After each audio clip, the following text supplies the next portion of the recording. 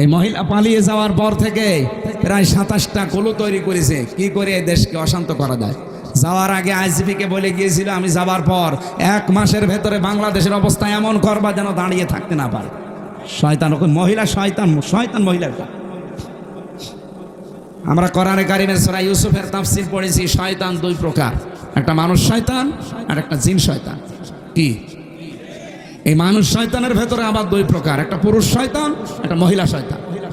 মহিলা শয়তান এত ভয়ঙ্কর, কোরআনে কারিমে আল্লাহ যেখানে মহিলাদের চক্রান্তের কথা দিয়েছেন সেখানে এমন নাম দিয়েছেন, ইন্না কাইদা কুন্না আযীম। আল্লাহ বলেন মেয়েদের চক্রান্ত বড় ভয়ঙ্কর। আযীম শব্দ যেখানে সেখানে আল্লাহ লাগান না, আমাদের নবীর চরিত্রে একবার লাগিয়েছেন, ওয়া ইন্নাকা লাআলা খুলুকিন আযীম। এমন মহান চরিত্র আপনাকে দিয়েছি কিয়ামত পর্যন্ত মানুষের কুল কিনারায় পাবে না। এই জন্য আযীম এটা আল্লাহর নাম, যেখানে সেখানে আল্লাহ দেয় না। অথচ মেয়েদের চক্রান্ত এই কথা বলতে গিয়ে আমার আল্লাহ, এটা যদিও জুলাইখার নামে নাজিল হওয়া, কিন্তু কায়দা কুন্না এটা কিন্তু বহু বচন। এই কথা বুঝতেছে?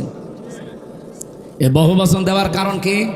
কারণ জুলাইখাই শুধু শেষ না, যুগে যুগে জুলাইখার এরকম হাজারো ভাই বোন আসবে দুনিয়ায়। কে বলেন? জুলাইখা যেমন ষড়যন্ত্র করেছিল নবীর বিরুদ্ধে, জুলাইখার বোন যারা আসবে কিয়ামত পর্যন্ত এরাও ষড়যন্ত্র করবে নবীর ওয়ারিসদের বিরুদ্ধে। সেরকম জুলাইখা আমরা একটা পেয়েছিলাম। আলেমদের নামে বদনাম দিয়েছে, আলেমরা নাকি ধর্ষক। আল্লামা সাঈদীর নামে পর্যন্ত ধর্ষণ মামলা দিয়েছে। যেই মহিলাকে সাজিয়ে নিয়ে এসেছিল পিরোজপুর থেকে, যে বলবেন যে আমাকে ধর্ষণ করেছে, অ্যাডভোকেট তাজুল ইসলাম আদালতে জিজ্ঞাসাও করেছে যে ওই মেয়ে, আপনাকে কি মাওলানা সাঈদী ধর্ষণ করেছে? বলছে জি হ্যাঁ। আপনার ওই সময় বয়স কত ছিল, আপনি জন্ম তারিখ বলেন? বলছে 1975 সালে আমার জন্ম। ধর্ষিতা হয়েছেন কত সালে? 1971 সালে। অ্যাডভোকেট তাজুল ইসলাম বলেছিল যে মাননীয় আদালত তাড়াতাড়ি এই পয়েন্টটা লেখেন, এ মহিলার জন্ম 75-এ, ধর্ষিতা হয়েছে 71-এ, ওইটা কি রুহের জগতে? ওই দিনই মামলা ঢিসমিস হয়ে যাওয়ার কথা না? করবে কে? বানানো তো সব বানানো, হাসিনার সব বানানো, বিচার ব্যবস্থাও বানানো, বিচারপতিও বানানো, প্রসিকিউটর বানানো, সাক্ষীও বানানো, বাদীও বানানো, সব বানানো, মহিলাও বানানো। নাই তো 75-এ জন্ম নিয়ে 71-এ ধর্ষিতা হয়? ওটা হলে নাই রুহের জগতে হতে পারে। কিন্তু মামলাটা ঢিসমিস হয়নি, কারণ বিচারপতি যারে বানিয়ে রেখেছিল কালামানিক, ওর বিসি উড়িয়ে গেছে। শয়তান, ওর বিসি উড়িয়ে দিয়েছে। সিলেটের মানুষেরা পালিয়ে যাচ্ছিল, আমার সামনে পড়লে আমি গোড়া থেকে কেটে দিতাম। শয়তান।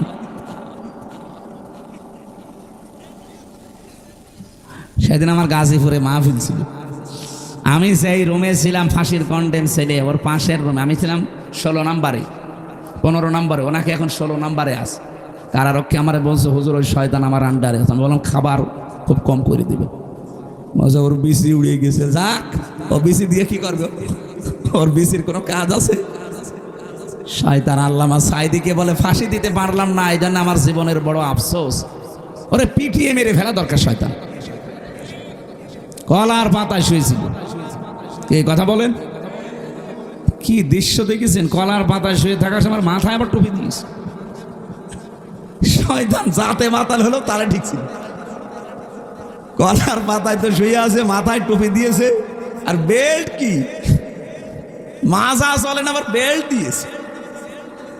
গলায় গামছা দিয়ে টানতে টানতে নিয়ে আসছিল সিলেটের মানুষগুলো। কত মানুষ ডিম মারছিল, পচা ডিম। দেখেন না আদালতে? আল্লাহ বলেন আযাব মুহিন, এটা অপমানজনক শাস্তি। আলেমদের বিরুদ্ধে যত নিকৃষ্ট কাজ এই শয়তানগুলো তালিকা বানিয়েছিল, 116 জন আলেমের, এরা নাকি ধর্ম ব্যবসায়ী। তার ভেতরে আমার নাম 10 নম্বর। সুবহানাল্লাহ, নাউযুবিল্লাহ। আমার ভাইরা, এই যে জালিকাল কিতাবু লা রাইবা ফি, কিতাবের আগে কেন আলিফ লাম দিয়েছেন? বালাগাত মানতেক যারা বোঝে, বিশেষ করে আরবি গ্রামারের কিছু নিয়ম আছে। আলিফ লাম যারা বুঝবে আলেমরা, দেখবেন ওখানে 4 প্রকারের নিয়ম দেওয়া আছে। আলিফ লামে ইস্তিগরাকি, এটা গরকন মানে ডুবন্ত পানি আছে না, ঠান্ডা, গলা আরো বসে যাবে। আর একটা চা যদি দিতেন তার ভালো হতো। আপনাদের এই মানে সামিয়ানা দেখি আমি চাষ আবার সাহস পাচ্ছি। এই এলাকা যে গরিব চাষ এই আমি করবো কি? তারপরেও যদি থাকে না থাকলেও গরম পানি করে একটু দিয়ে। আমার মনে হয় এই বছরে যত অনুষ্ঠান করেছি আজকের এইটাই সবচেয়ে গরিব পার্টি। এখন আমার যাওয়ার সময় তো আবার 300 টাকা দেবে না তো? না সেদিন দিয়েছিল। ও ওইদিকে ভালো আছে আলহামদুলিল্লাহ। তো আপনারা আরেকটু ভালো করে করতে পারতেন। এটা তো এদের রেকর্ড হচ্ছে, তো দেখছেন এদের কতগুলো কিরমান কাতিবিন। এরা কালকে এটা দেখাবে, বলবেন এই রাজশাহীর বাগমারা এই দেওপাড়া নাকি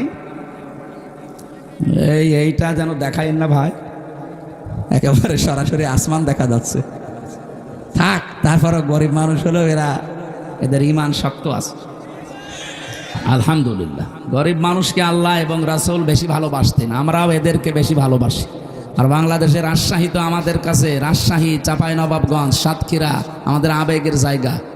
সারা বাংলাদেশে আমার যতটুকু বাস্তবতা ধারণা আমি জানি, আল্লাহ যদি কিয়ামতে জান্নাত দেওয়া আরম্ভ করে প্রথমে সাতক্ষীরা দিয়ে আরম্ভ করবে, এরপরে চাঁপাইনবাবগঞ্জ, এরপরে রাজশাহী, আর আমার কুষ্টিয়া থাকবে 64 নম্বরে, কারণ গাজার আড্ডা। ও জেলায় জন্ম নিয়ে ঝামেলায় আছে। আর অন্য জেলায় জন্ম হলে ভালো হইতো, ও ছাতা পরিচয়ও দেওয়া যায় না। আর বড় বড় শয়তানগুলো আল্লাহ পাঠিয়েছে ওখানে, ওই যে ইনু ননু, এরপরে হানিফ, কত অত্যাচার সে করেছে আমার এই প্রায় এই কয়টা বছর এলাকায় ঢুকতে দেয়নি। আমি বাড়ি যাওয়ার আগে দেখি 10 জন পুলিশ বসে আছে। কি গো হুজুর, আমরা চলে এসেছি ধরার জন্য। এইরকম কঠিন অবস্থায় রেখেছিল এই শয়তানগুলো। গরকন শব্দের শাব্দিক অর্থ বলছিলাম, দেখি আপনাদের মেধা কেমন। গরকন মানে কি? হ্যাঁ, ডুবন্ত, হ্যাঁ ডুবে যাওয়া। এখানে যে আলিফ লাম আল্লাহ দিয়েছেন, আল্লাহ রাব্বুল আলামিন এই আলিফ লামকে গরকন বলেননি। হ্যাঁ, আলহামদুলিল্লাহি রাব্বিল আলামিন, ওখানেও আলিফ লাম আছে হামদের আগে, ওইটা কিন্তু আলিফ লামে ইস্তেগরাকি। যত রকমের প্রশংসা আমি দুনিয়ায় করতে পারি সব আমি আমার আল্লাহর জন্য নির্দিষ্ট করে দিলাম।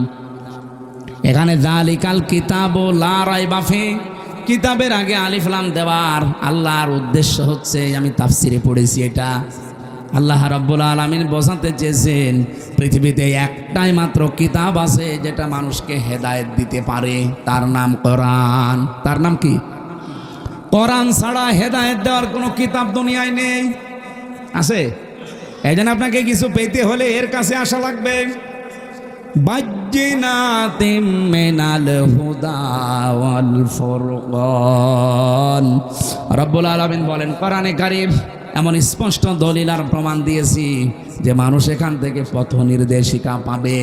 অল ফুরকান, হক আর বাতিল পার্থক্যকারী একটা কিতাব। ও রাজশাহীবাসী, আপনি যদি এই রমজানে কোরআন পেলেন, রোজা রাখলেন, বাকি সামনের জীবনে যদি হক আর বাতিল পার্থক্য করে জীবন কাটাতে না পারেন, আপনার কাছে রমজান আসা না আসা সমান। আমি আশা করছি কথা বোঝাতে পেরেছি, এটা আসল কথা আজকের। আল ফুরকান, সত্য মিথ্যা পার্থক্য করে বাকি জীবন চালানো লাগবে। আর কতদিন এভাবে না বোঝার ভান করে থাকবেন? রমজানও পাচ্ছেন প্রতি বছরে বছরে, কোরআনও আছে আপনার কাছে, হক আর বাতিল কোনটার সামনে এটা দেখে যদি জীবন চালাতে না পারেন, আপনার জীবন ব্যর্থ। আজকে থেকে সিদ্ধান্ত নিয়ে যাওয়া লাগবে, কোরআন আমি বুঝতে চেষ্টা চালাবো, শিক্ষা চেষ্টা চালাবো, এমনভাবে বুঝবো শিখবো যেন হক আর বাতিল সামনে কোনটা আমি পার্থক্য করে নিতে পারি। বলেন সুবহানাল্লাহ। আমার তেলাওয়াত কি তো আয়াত ছিল সূরা বাকারার 183 নাম্বার আয়াত। ইমানদারকে আল্লাহ ডাক দিয়ে জানিয়েছেন, ইয়া আইয়ুহাল্লাযীনা আমানু কুতিবা আলাইকুমুস সিয়াম। ইমানদারের আমি তোমাদের উপরে রোজা লিখে দিলাম, কামা কুতিবা আলাল্লাযীনা মিন ক্বাবলিকুম, তোমাদের পূর্বে যত জাতি পাঠিয়েছি, যত নবী, প্রত্যেকের উপরে রোজা কিন্তু ফরজ ছিল। হ্যাঁ, তাদের সিস্টেম আলাদা ছিল, তাদের মাস আলাদা ছিল। হযরতে মুসা নবী রোজা রাখতেন যেদিন তিনি পার হয়েছিলেন ফেরাউনের কবল থেকে ওই দরিয়া, ওটা মুহররমের 10 তারিখে তিনি রোজা রাখতেন। হযরত ইব্রাহিম আলাইহিস সালাম রোজা রাখতেন যিনি আগুন থেকে মুক্ত হয়েছিলেন মুহররমের 10 তারিখে। হযরত নূহ আলাইহিস সালাম রোজা রাখতেন যেই দিন তিনি যদি পাহাড়ে তার নৌকা তার কিস্তি ভিড়াতে পেরেছিলেন মুহররমের 10 তারিখে। অন্যান্য যত নবীর জীবনী পড়েছি কোন নবীকে আল্লাহ রোজা দিতে বাদ দেননি, প্রত্যেককে রোজা দিয়েছেন। হ্যাঁ, হয়তো তাদের বছরে 1 দিন 2 দিন 3 দিন এরকম ছিল, আমাদেরকে আমার আল্লাহ রোজা দিয়েছেন বছরে 1 2 3 3 দিন না 1 মাস। কতদিন? এটার যতগুলো উপকার আছে তার অন্যতম উপকার হচ্ছে অটোফেজি। নাম শুনেছেন? অটোফেজি 2017 সালে আবিষ্কার করেছে জাপানের একজন বিজ্ঞানী, স্বাস্থ্য বিজ্ঞানী, উনি নোবেল পেয়েছেন 2017 সালে। এই তথ্যটা দিয়েছেন ইউশোনারি ওসামি। এই লোকটা জানিয়েছে আমাদের শরীরের ভেতরে 2 কোটি কোষ আছে। একাধারে যদি মানুষ 12 মাস খাবার খেতেই থাকে, বন্ধ না করে খাবার খাওয়া, তাহলে এই শরীরের ভেতরে আরো আশপাশে কিছু বৃদ্ধি হয় কোষ। এই যে ফসল যারা চাষ করে, ফসলে আমার মনে হয় কত কিছু দেওয়ার পরও ফসল ভালো হয় না, কিন্তু পরগাছা আগাছা ওকে কিছু দেওয়া লাগে, ওই এমনি বাড়তে থাকে শরীরের ভেতরে। ঠিক কোষ আল্লাহ দিয়েছেন 2 কোটি, এগুলো আমাদের শরীরকে কন্ট্রোল করে। কারণ রক্ত আছে আমার শরীরে, আপনার শরীরে 5 কেজি থেকে 5.5 কেজি। এই 5.5 কেজি রক্তকে পুরা শরীরে কন্ট্রোল করছে। এই কোষগুলো যদি না থাকে 5 প্রকার ক্যান্সার দেখা দেবে যদি ওই কোষ বৃদ্ধি হতেই থাকে। 2 নম্বরে টিউমার বৃদ্ধি হবে। যারা 11-12 মাস একাধারে খেতেই থাকে তাদের এই 2টা রোগ বেশি হওয়ার সম্ভাবনা, কারণ ওই কোষগুলো বাড়তে থাকে। উনি চিন্তা করলেন আল্লাহর দেওয়া, মানে কি গড, ওরা তো গড বলে, গডের দেওয়া কোষ বাদ দিয়ে বাকি যে কোষগুলো আছে এইগুলো কি করে নষ্ট করা যায়। আগাছা নষ্ট করতে হলে যেমন গোড়া কেটে বাদ দেওয়া লাগে, কি নয়তো আবার ওখান থেকে জন্ম নেবে। আপনি সারও দেবেন না, মাটিও দেবেন না, ঔষধও দেবেন না, ওই এমনি জোর পেয়ে যায়, এমনি বাড়তে থাকে।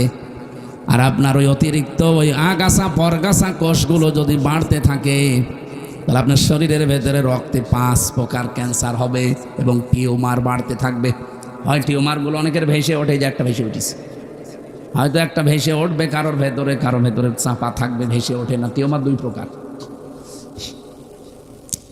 চিন্তা করলেন এটা কি করে কমানো যায়। ওনার 13 বছর গবেষণার ফল, এমনিতে নোবেল দিয়েছে এই কারণে। 13 বছর গবেষণা করে উনি জানিয়েছে কেউ যদি অন্তত 29-30 দিন 12-14 ঘন্টা দিনের বেলা না খেয়ে থাকতে পারে একাধারে, তাহলে আল্লাহর এই